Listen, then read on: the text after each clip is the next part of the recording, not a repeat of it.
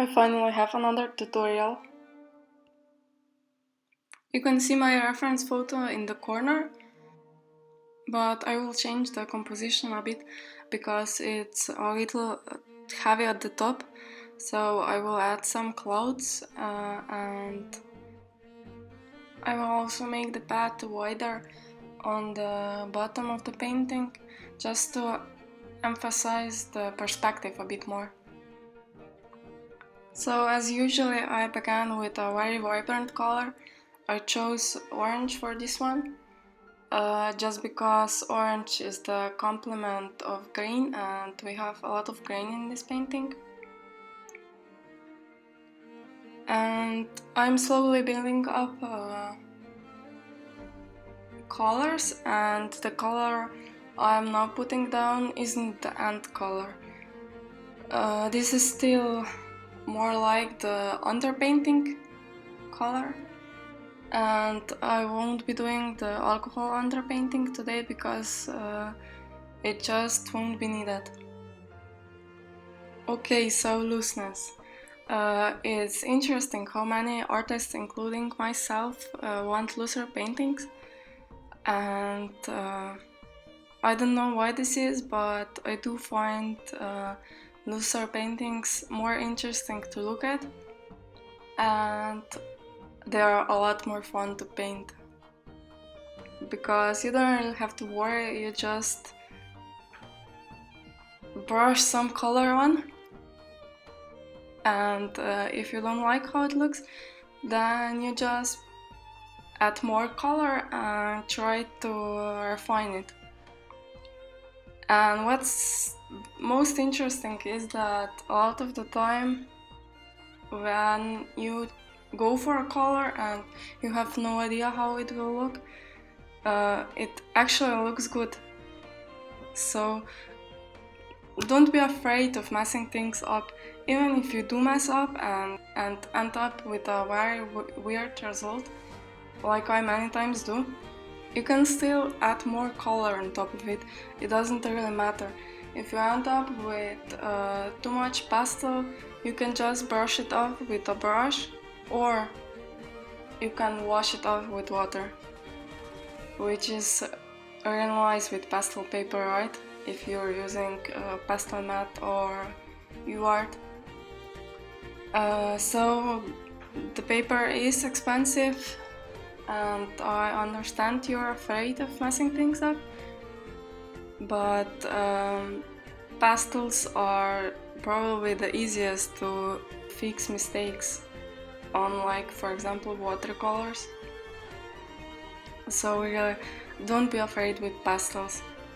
And the reason I'm talking to you about this is because many of you mentioned this problem, that you want looser paintings, but you're afraid that you don't want to mess things up, and how not to come in that place when you're too scared to add things because you're afraid of messing things up, is to start loosely.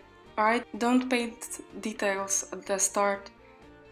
Go with really big strokes, which you know you can cover up. Like you see the grayish purplish parts on the orange part where the grass will be. Would you put them there? Probably not, right? If I had some really good looking detailed grass there and someone would accidentally put those marks on, I would probably get really angry because I would thought they are ruining my painting. So when you have a detailed, tight looking painting, you are way past the point at which you can still achieve looseness. You won't be able to achieve looseness after you have a detailed painting because you will just be too scared of messing things up because you already have something that looks pretty. But if you start with very big strokes and think of them as not the painting but the underpainting, something that will maybe on some parts show through, then you won't be as afraid. Just try not to think about them so much.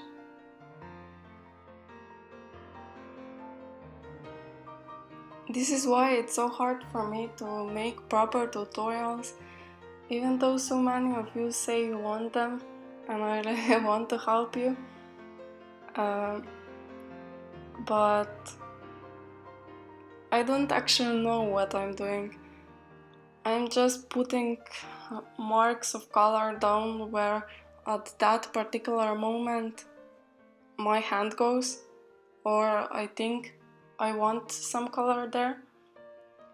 But I wouldn't know how to paint exactly the same painting twice. But you do have to understand color a bit to be able to achieve color harmony with putting in random colors. And I talk more about this in my previous videos, and there are a lot of art books on that topic. One that I really liked about color is Alla Prima by Richard Schmidt. In his book he also talks about focal points, which is something that's really important in achieving great painting, and something I don't know a lot about, or rather I do know a lot about it, but I have troubles creating actual focal points in my painting. Here I try to do that with having the pad darker. If you can see, it looks like the start of the pad is in the shadow at the bottom, and in the part where I wanted the focal point, so towards the lighthouse, the pad is brighter there, right? I made it that way because I want my focal point to be around the end of the pad and the lighthouse. I'm not sure if I completely achieved that, but I did try. I again have very little control over how the grass is going to look. If you see how I'm just glazing over it, I'm not actually making marks where I want them. I'm just glazing color on big areas where I want the colors to look more like the color I'm using. I'm not actually putting it on, just slightly changing it. And that's again mostly on random. I do choose the particular color, but I don't have that much control over how it will look. But it does look like grass, kinda, right? Another thing that really helps a lot is stepping back. Do you notice how I'm sometimes suddenly disappearing? After I put some marks down, I suddenly disappear, and then I come back. That's me going a few meters back and looking at the painting and seeing how the values have changed, and the color harmony, if everything looks okay. So let's now look how the painting looks up close.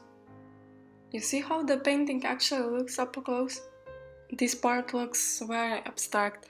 It doesn't look like anything at all. So if I were to paint very close to the paper, I wouldn't know how the overall painting looks. I would just see that small part and would make that small part really detailed and really pretty, and then I would end up with a very detailed and not loose painting. It would look very tight, and sometimes this can look very good, as I said earlier. But again, this prevents you from achieving a loose painting. It just depends on what you're after. Oh, and in case you're wondering, I only use rubber bands up till this point, so even if you don't have those super soft pastels like Tara Ludwig and that stuff, you can still paint something like that. It feels weird for me to tell you what to do, but I really do get questions about that. So just to summarize everything up, if you want to achieve looser paintings, first of all, start loose. So long bold strokes are key here, and don't forget, try not to make any details at this point. Also use fewer colors and put them in all parts of painting, because this helps with color harmony. Bold colors also help. If you put them in the underpainting, they help create more vibrant paintings. And very important, step back. Don't stay close when you're painting. And another one that is really important but hard is to know when to stop. I always go a bit, I always overdo it a bit, but when you see you're just making it worse and that you liked how it looked before you started adding more details, just stop. If you messed something up, you can try to fix it, but otherwise just stop and don't mess with it. When you don't worry, at least I usually create better paintings than when I want to create a really good one. Just try to relax and have fun, and if you don't like the result, as I said, you can just wash it up with water, and the paper is totally okay after it, if you use pastel mat or UART. Otherwise, other papers aren't that expensive, and I think all sanded papers can be washed down. I did wash a few paintings already because I didn't like them, and the paper is really okay after it. I really want to see what you come up with, so please tag me on Larissa Art Challenge, and I will again show everyone who participates in one of my videos. And don't close the video yet, because I want to show you the participants of the last art challenge. So here they are. The paintings are really beautiful. It was a winter challenge. I should have shown you the results a lot earlier. I'm so sorry. But yes, here they are. I was very happy to see each entry, and would be very happy to see entries now. So just tag me on the Larissa Art Challenge, and if you don't have Instagram, you can send me a picture on my email or somewhere, I don't know. So again, thank you very much for watching, especially till the end, since those videos aren't that short. I hope you found the video useful, and if it was, please tell me about it.